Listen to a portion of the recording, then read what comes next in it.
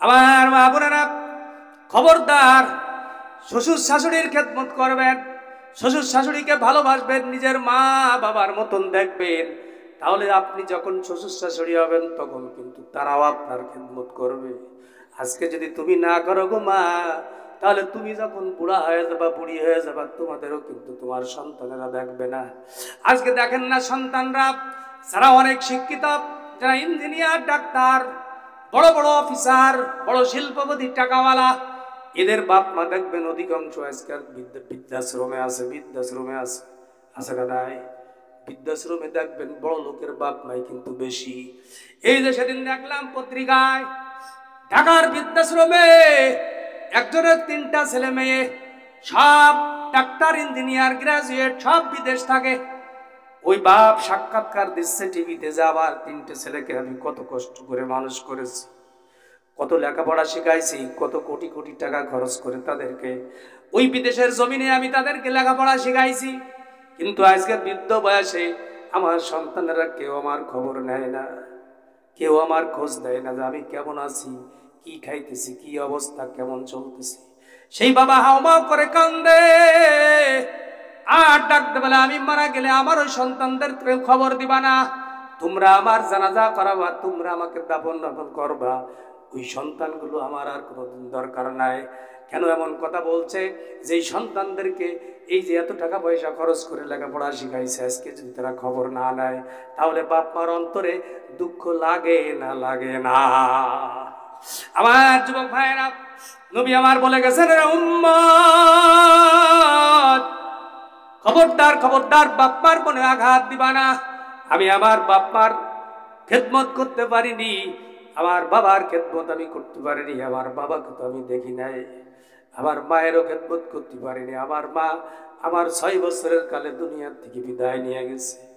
আমার ভাইরা, নবী বলেন, আমি যখন ছোট্ট প্রতিদিন খেলার ময়দানে যায়, আমার বন্ধু বান্ধব যারা আছে তারা খেলা করে, আমি কিন্তু খেলায় অংশগ্রহণ করি না। প্রতিদিন খেলার ময়দানে যাই, সন্ধ্যা যখন ঘনিয়ে আসে, দেখি যার যার মা গুলো আসিয়া, যার যার পিতাগুলো আসিয়া, যার যার সন্তানকে বুকে লইয়া বাড়ির দিকে চলে যায়। আমি একা মুহাম্মদ বসে আছি, আমাকে তো আর কেউ নিতে আসে না। একদিনকার সন্ধ্যার বেলায় নবী বিনয় বিনয় কান্দে আর ডাক ডাকালে, মা, প্রতিদিন খেলার ময়দানে যাই, কিন্তু আমি খেলায় তো অংশগ্রহণ করি না, আমি শুধু বৈশা বৈশা দেখি। আর প্রতিদিন সন্ধ্যা যখন লেগে যায়, যার যার বাপ মা গুলো আসিয়া যার যার সন্তানকে বুকে লইয়া গেলে চুমো দিয়া গেলে চুমো দিয়ে বাড়ি নিয়ে যায়। আমার বাবা কোথায় গো মা? আমার বাবা যদি থাকতো তাহলে হয়তো ময়দান থেকে আমাকে তলাশ করে নিয়ে যেত, কই রে আমার মোহাম্মদ? আমি না, তাকে কোলে নিয়ে বাড়ি চলে গেছে। যায় ডাকতে বলে, বাবা তুই আর কান্দিস না, তোর চোখের পানি দেখলে আমি সহ্য করতে পারি না, তুই কান্দিস না, পুরনো স্মৃতিগুলো তুই আমাকে আবার মনে করায় দিলি। এই কথা বলে শিশু নবীকে নিয়ে তার দাদার কাছে চলে গেল। যায় বলে, দাদা, আব্বা হুজুর, আপনার নাতি এই যে বাপ দেখার জন্য কান্দে, আপনি একটু করে নিয়ে আদর করে দেন, একটু যত্ন করেন, একটু চুমা দিয়ে দেন। আব্দুল মুত্তালিব ডাকতে বলে, মা হয়ে তুমি সান্ত্বনা দিতে পারো না, আমি বাবা হয়ে কেমনে তারে সান্ত্বনা দিই? কই তাইলে হুকুম দেন, মদিনায় আমি তার বাবার কবর দেখাতে নিয়ে যাই। আল্লাহু আকবার বলেন, জোরে বলেন না আল্লাহু আকবার। আমার ভাইরা, আব্দুল মুত্তালিব ডাকতে বলে, যাও বৌমা, তোমাকে পারমিশন দিলাম, যাও উম্মে ইমাম দাসী এবং উট দিয়ে দিলাম, নিয়ে চলে যাও, তার বাবার কবর দেখায় দিয়ে এসো। মা আমেনা শিশু নবী মুহাম্মদকে নিয়ে আর উম্মে ইমাম দাসীকে নিয়ে রওনা দিলেন। বহুত দূর, মক্কা থেকে মদিনা। ওই মদিনায় যাইয়া আব্দুল্লাহর কবরের পাশে শিশু নবী মুহাম্মদকে কোল থেকে নামায়া দিলে। আর ডাকতে বলে, বাবা তুই না বাপ দেখতে চাইছস, বাবার কোলে চলতে চাইছস, যা ওই যে তোর বাবা আব্দুল্লাহ এখানে শুয়ে আছে, যা বাবাকে ডাক দে, আমি দেখবো তোরে উঠে কোলে লয় নাই। আমার যুবক ভাইরা, বুখারী শরীফের ভিতরে আসছে, আপনার আমার নবী বাবার কবরের পাশে দাঁড়াইয়া চিৎকার করে করে কান্দে, বাবা, ও বাবা। মক্কার কত মানুষ বাবার কোলে চড়লো, মক্কার কোন মানুষ বাবার কোলে চললো, আমি তো কোনোদিন বাবার কোলে চলতে পারলাম না। ও বাবা, তুমি এখানে শুয়ে আছো, তুমি একবার কবর থেকে ওঠো, আমাকে একটু কোলে নাও, আমাকে একটু কোলে নিয়ে একটু আদর যত্ন করো গো বাবা। এইভাবে করে আপনার আমার মায়ের নবী শিশু নবী কান্দে, বাবার কবরের পাশে দাঁড়ায়া দাঁড়ায়া কান্দে। কিন্তু মরে যাওয়ার পরে কি কার কোনো খবর আছে নাকি?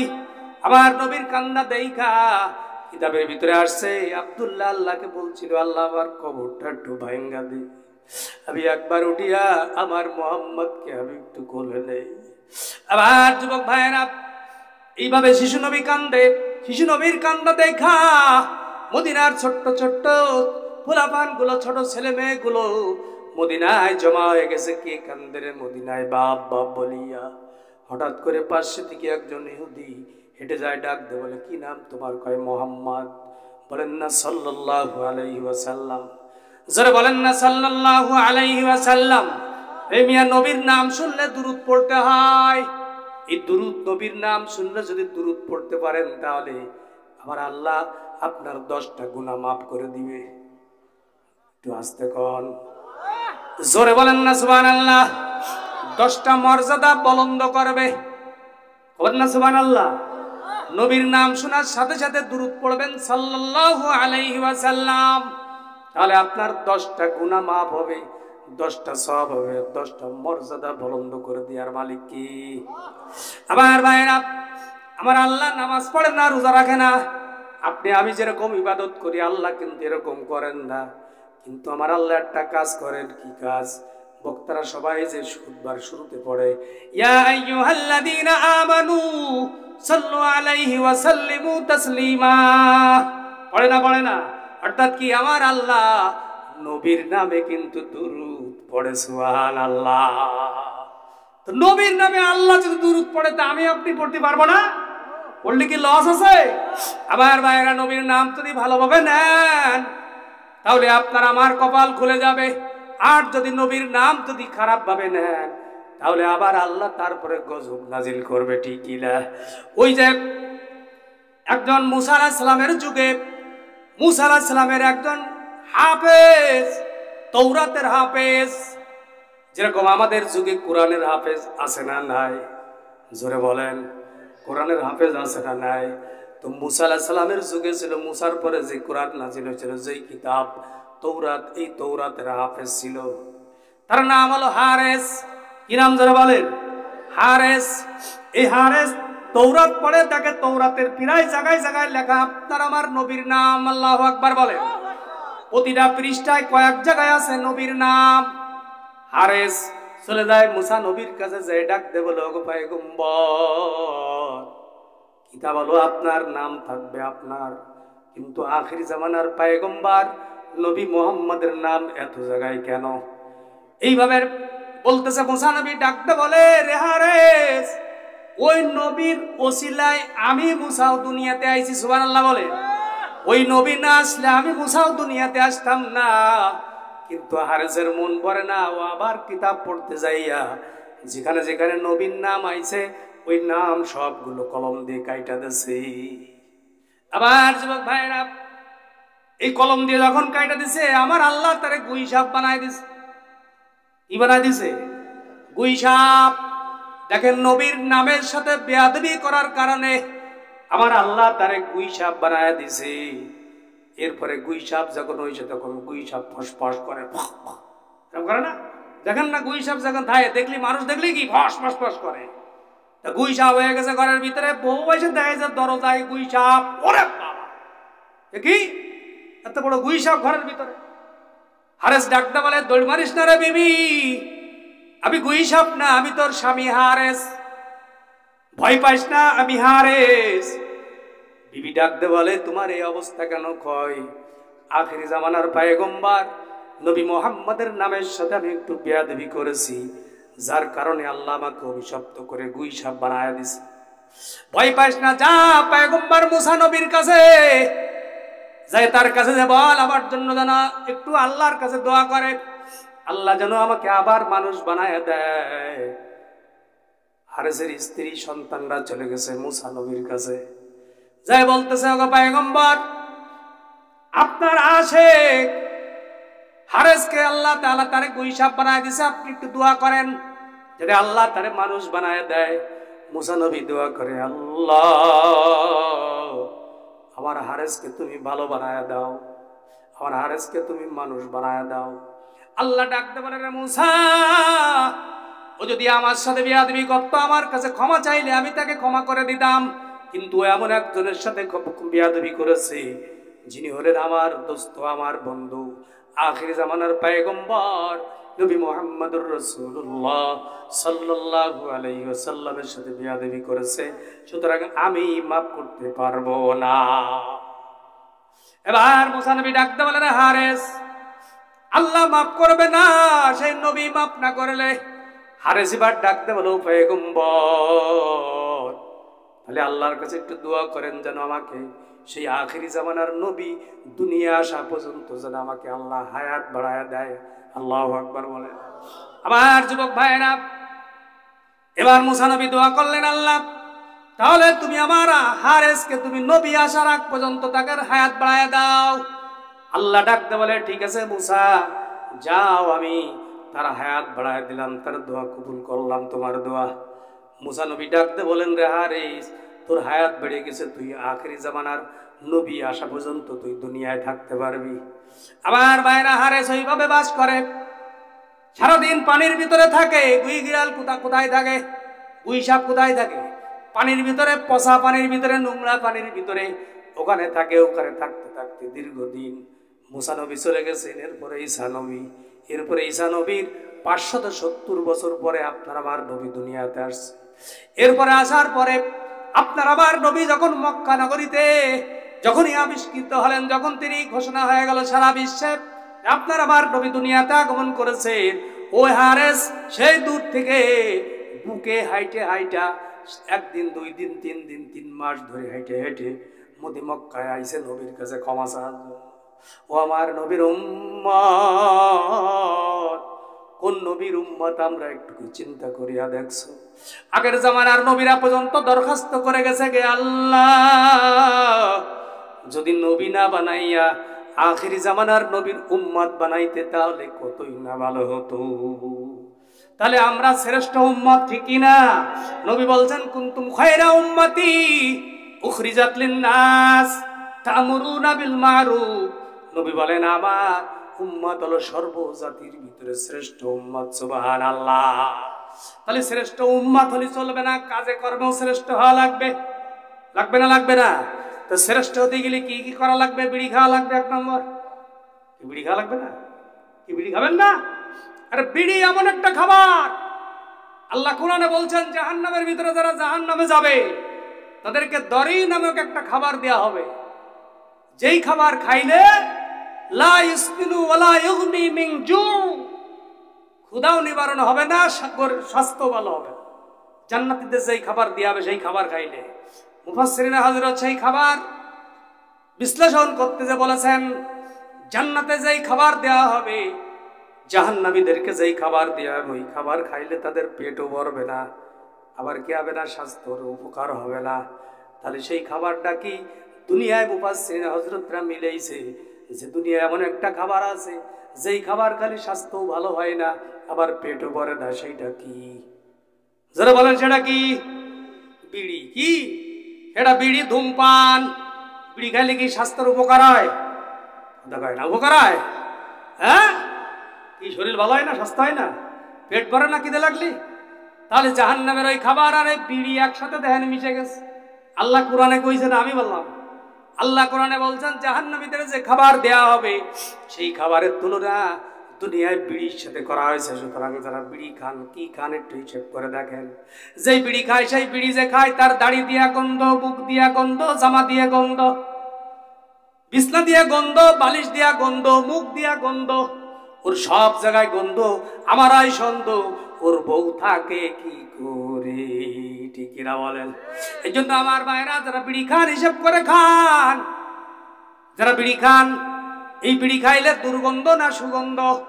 কথা কয় না, দুর্গন্ধ।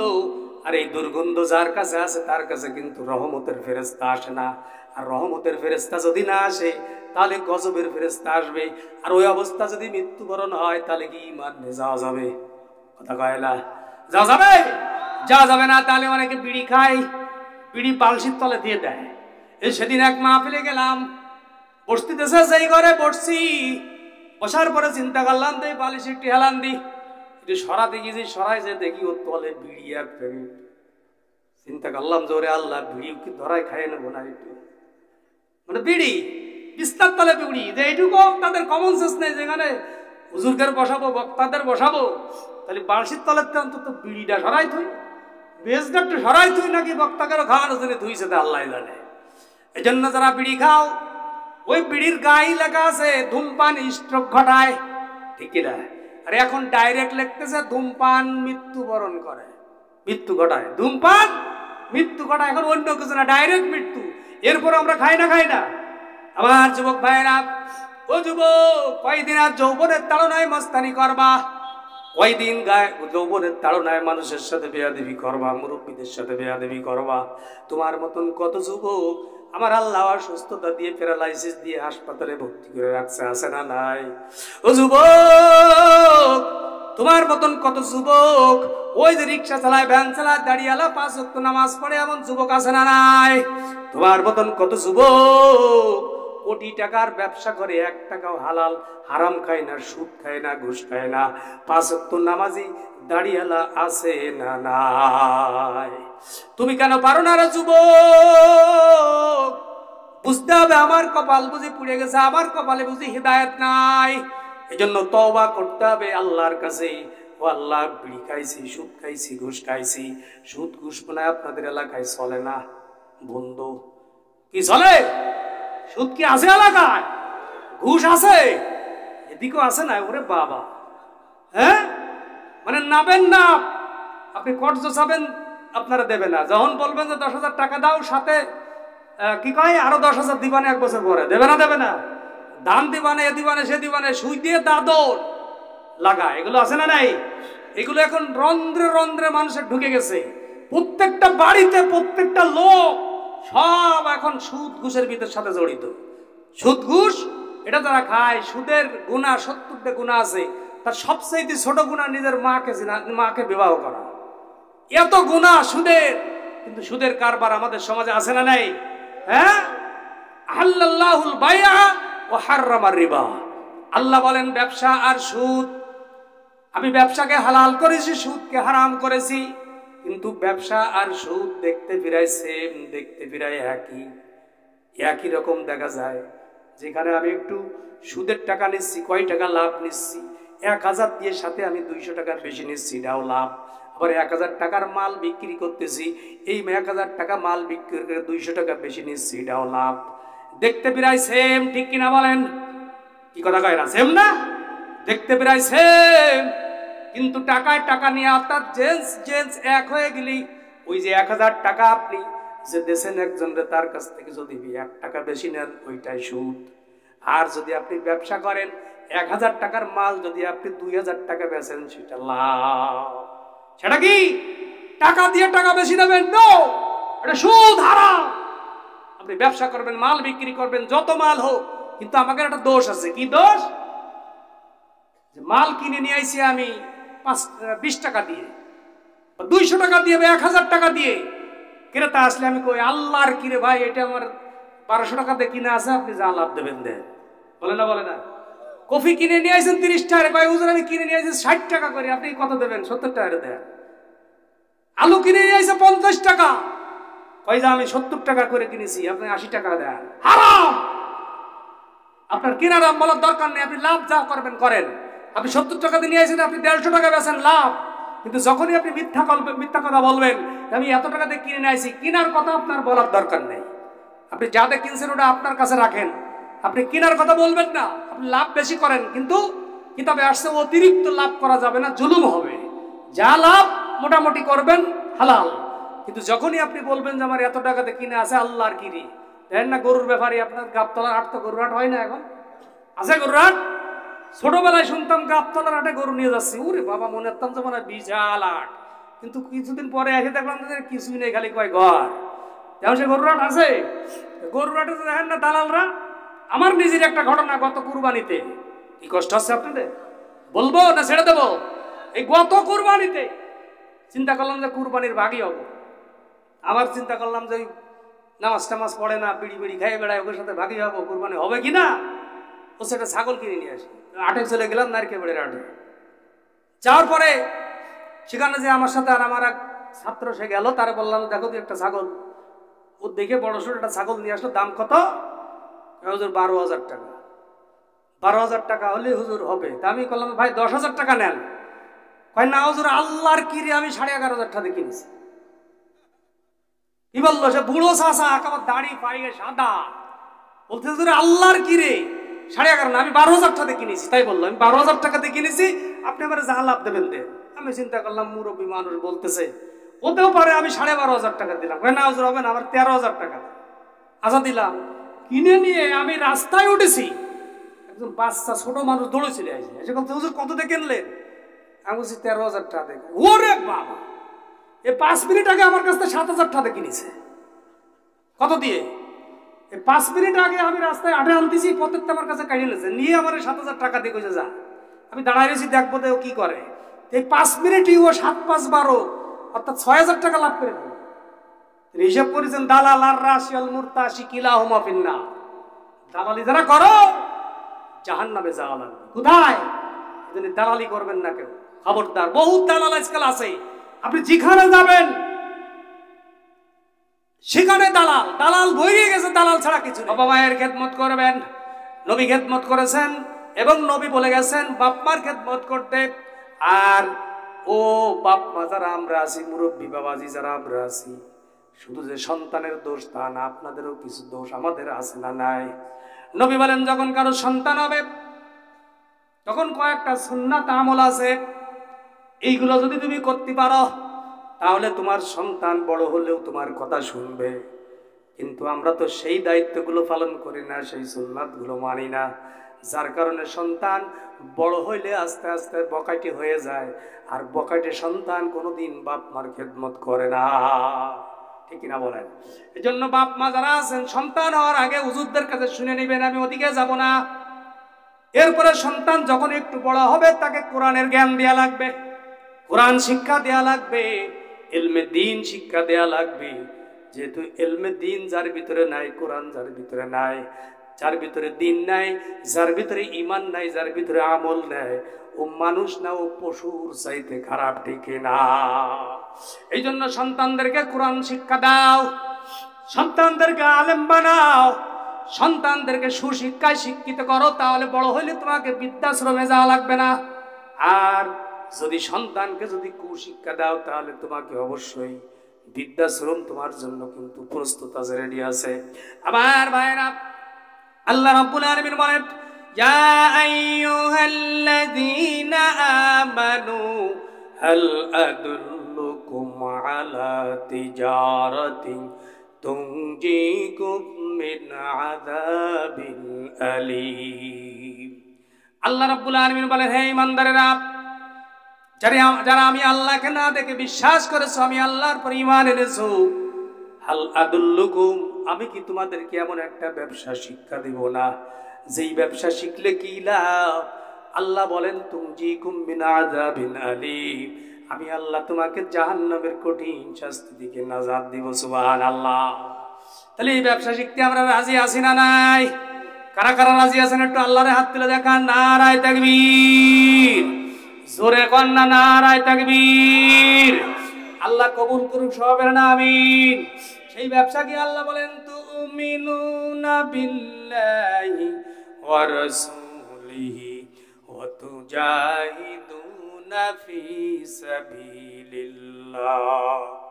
আল্লাহ বলেন সেই ব্যবসার 1 নম্বর ব্যবসা হলো তুমিনুনা বিল্লাহ, আল্লাহর পরে ঈমান আনা। কার পরে? যারা বলেন কার পরে? আল্লাহর পরে ঈমান আনা। ওয়া রাসূলিহি, আল্লাহ বলেন 2 নম্বরে আমার নবীর পরে ঈমান আনা। নবী হলেন, নবী রাসূল হলেন 1 লক্ষ মতান্তরে 2,24,000। সর্বশেষ নবী হলেন আপনার আমার নবী মুহাম্মদুর রাসূলুল্লাহ।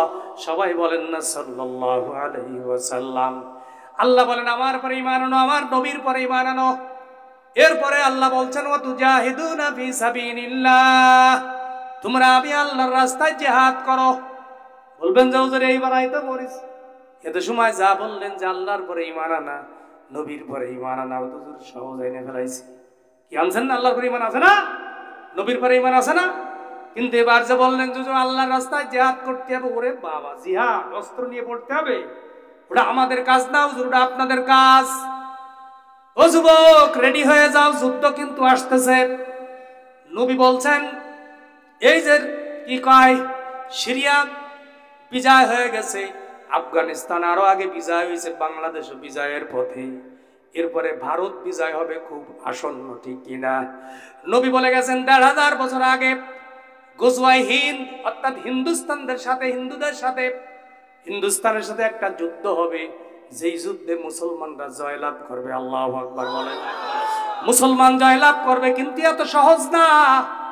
ওই যুদ্ধ করার জন্য নবী বলেন ৩ শ্রেণীর লোক থাকবে, কিন্তু অর্থাৎ বিধর্মীরা এত অসংখ্য হবে, এত অসংখ্য হবে, তাদের অস্ত্রপাতি, কামান, গোলা বারুদ এত বেশি হবে, আর আমার উম্মতের মুসলমানরা হবে সংখ্যায় কম, অস্ত্র থাকবে কম, সব থাকবে কম, এরপরেও জয় লাভ করবে মুসলমানরা। আল্লাহু আকবার বলেন।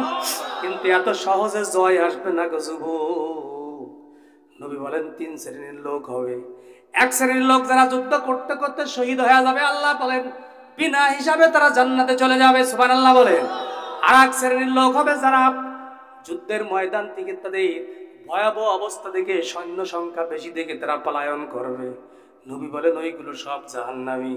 আর এক সম্প্রদায় হবে যারা যুদ্ধ চালিয়ে যাবে অল্প সংখ্যক, এত মানুষ শহীদ হবে, এত মানুষ মৃত্যুবরণ করবে যে পায়ের গোড়ালি পর্যন্ত রক্ত জমে যাবে, জমিনে এত রক্ত পড়বে, তাহলে বোঝা যায় রে কি রে যুবক, লক্ষ লক্ষ কোটি কোটি যুবক মুসলমান শাহাদত বরণ করবে। নবী বলেন যারা শহীদ হবে তারা বিনা হিসাবে আল্লাহর জান্নাতে চলে যাবে, আর যারা যুদ্ধ করতে করতে বিজয় হবে এরাও জান্নাতে যাবে, সুবহানাল্লাহ বলেন। সুতরাং বেশি দিন দেরি নাই, গজওয়ায়ে হিন্দের ঘেরান পাওয়া যাচ্ছে। ভারত যে অবস্থা বর্তমান শুরু করেছে তাতে যুদ্ধ অবশ্যই হবে খুব তাড়াতাড়ি, ঠিক কিনা বলেন? এই যুদ্ধের জন্য কারা কারা রেডি আছেন একটু আল্লাহর দেখান। নারায়ে তাকবীর। আল্লাহ কবুল করুক সবার নামে। এই জন্য আমার যুবক ভাইয়েরা, যুদ্ধ করতে হবে। আল্লাহ বলছেন আমার রাস্তায় জিহাদ করো। আল্লাহ বলেন বিআমওয়ালিকুম ওয়া আনফুসিকুম, আল্লাহ বলেন আগে তোমার মাল দিয়ে জিহাদ করতে হবে, এরপরে জান দিতে হবে। তুমি যদি মাল দিতে পারো তাহলে জানও দিতে পারবা, আর যদি মাল না দিতে পারো তাহলে জানও কিন্তু দিতে পারবা না। যেহেতু মালের মহব্বত জানের চাইতে মালের মহব্বত কিন্তু আমাদের বেশি, কথায় কথায় আমরা জান দিতে চাই। আরে দরকার হয় ইসলামের জন্য জীবন দেব, কিন্তু টাকা চাইলে কাউজুর ওই সময় তো নেই, টাকার মহব্বত আমাদের বেশি। আল্লাহ বলেন যুজ্জিনা লিন্নাসি হুব্বুশ শাহাওয়াতি মিনান নিসাই ওয়াল বানিনা ওয়াল কানাতিরিল মুকান্তারাতি মিনাজ যাহাবি ওয়াল ফিদ্দাতি ওয়াল খাইলিল মুসাওয়ামাতি ওয়াল আনআমি ওয়াল হারস যালিকা মাতাউল হায়াতিদ দুনিয়া ওয়াল্লাহু ইনদাহু হুসনুল মাআব।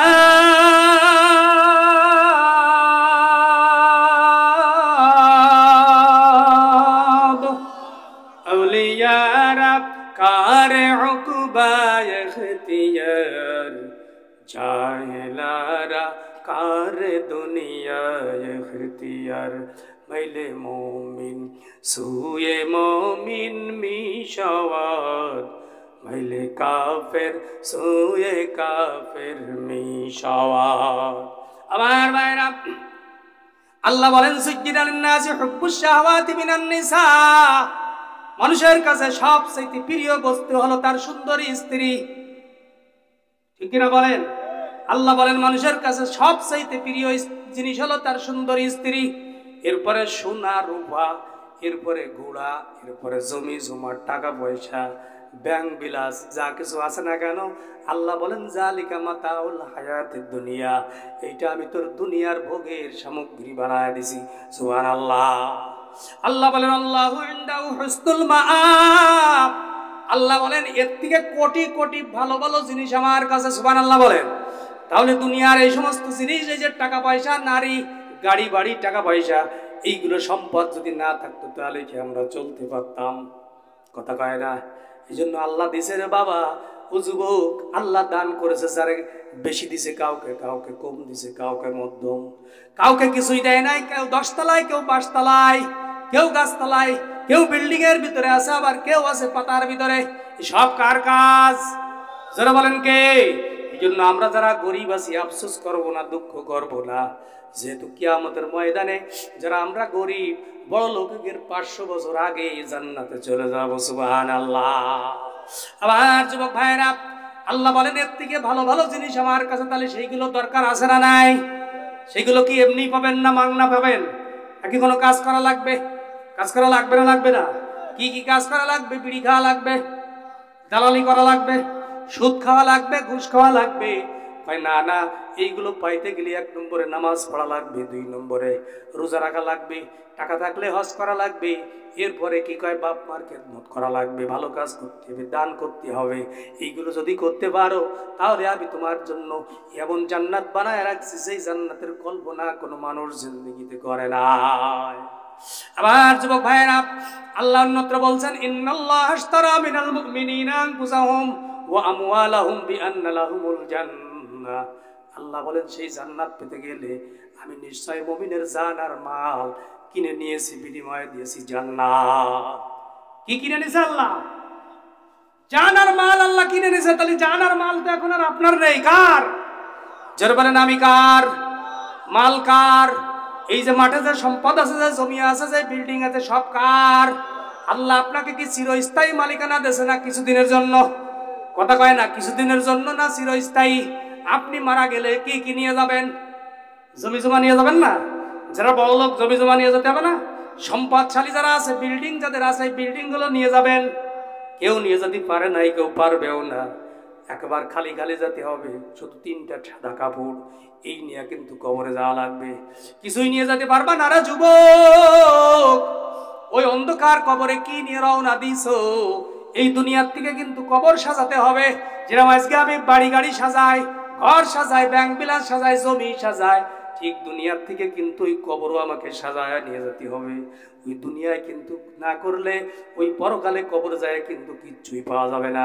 নবী বলেন, আর দুনিয়া মাজরাতুল আখিরাহ, এই দুনিয়া আছে আখিরাতের খেত।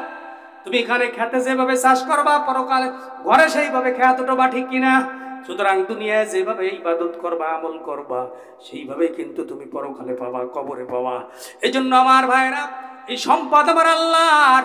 আল্লাহ বলছেন এই সম্পদের বান্দার, যে সম্পদ আমি দিছি এখান থেকে আমি আল্লাহর কিছু সম্পদের হক আছে। বলবেন যে আল্লাহ তুমি তো রাজা দিরাজ, তুমি সম্পদ কি করবা? আল্লাহ বলেন সম্পদ আমার লাগবে না, গরিবরে যদি দেও তাহলে আমাকে দেওয়া হবে, মসজিদে যদি দেও তাহলে আমাকে দেওয়া হবে, মাদ্রাসায় যদি দেও তাহলে আমাকে দেওয়া হবে, অসহায়কে যদি দেও তাহলে আমাকে দেওয়া হবে। তাহলে আমরা দিতে রাজি আছি না নাই? আল্লাহ বলেন 1 লক্ষ টাকায়, অর্থাৎ 40 টাকায় 40 ভাগের 1 ভাগ, অর্থাৎ 40 কেজি। 1 মণ ধানে 1 কেজি আল্লাহ চাই।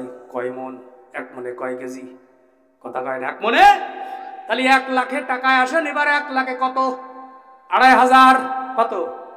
1 লাখে 2,500, অর্থাৎ 40,000-এ 1,000, তাহলে 80,000-এ 2,000, 1 লাখে 2,500। এইটা হলো আপনার আল্লাহর রাস্তায় দেওয়া লাগবে। কিন্তু কয়জনের হিসাব আছে? আল্লাহ কয় যে আমার সম্পদ আমার রাস্তায় যদি না দেস, কিয়ামতের দিন তাহলে ওই সম্পদ কিন্তু সাপ হয়ে ধরে কামড়াবে। সাপের কামড়াবে, বলবে আনা কাঞ্জুকা না মালুকা। দুনিয়ায় সম্পদের অনেক মোহ, অনেক মায়া ছিল, অনেক মহব্বত ছিল, অনেক ভালোবাসা ছিল। মসজিদে দেশ নাই, মাদ্রাসায় দেশ নাই, ভালো কাজে দান করিস নাই, সুতরাং এই সম্পদ আজকে সাপ হয়ে কামড়াবে। নবী বলেন ওই সাপ গায়ে পেঁচাই পেঁচাই কামড়াবে। তখন ওই সাপ আমি সরাই দিব। সাপে বলবে কি, একটা সরাও কা, দুনিয়ায় দেখ কত মহব্বত ছিল, ওই গরিবরা চাইছে, কই যা, ওই ফকিরা আইসে খেদাই দিছ, এরপরে হুজুররা চাইছে, কয় সময় নাই, এরপরে মাদ্রাসার জন্য চাইছে, কয় দেয়ার কায়দা নেই, মসজিদে চাইছে সম্ভব না, মাহফিলের জন্য চাইছে সম্ভব না। কিন্তু আমার আল্লাহ বলেন, তুমি যদি দিতে পারো, জান আর মাল যদি আমার জন্য ব্যয় করতে পারো, তাহলে তোমার জান আর মাল আমি জান্নাতের বিনিময়ে ক্রয় করেছি। আর ওই টাকা পয়সা জান মাল যদি আমার রাস্তায় দাও, তাহলে তোমাকে আমি জান্নাত দান করে দিব। সুবহানাল্লাহ। তাহলে সেই জান্নাত আমার দরকার আছে না নাই? জোরে বলেন, দরকার আছে না নাই?